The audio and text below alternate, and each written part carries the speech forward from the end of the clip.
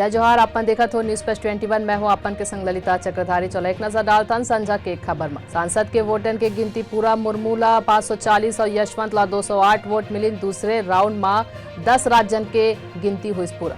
सोनिया गांधी ले ईडी के पूछताछ खत्म। नेशनल हेराल्ड केस ले पहली दिन 3 घंटे हुई सवाल। 25 जुलाई के फेर बुलाइस। सोनिया गांधी के पेशी ला लेके छत्तीसगढ़ में तीखा विरोध। रायपुर में ईडी के दफ्तर घेरिस। मुख्यमंत्री बोली केंद्र सरकार बदल ही ता आंख कैसे मिलाहू। सिंहदेव के इस्तीफा पर दूसर दिन घलो हंगामा। बीजेपी के सदन ले वॉकआउट। खाद बीज संकट पर बवाल। ध्यानाकर्षण में उठिस कई मुद्दा।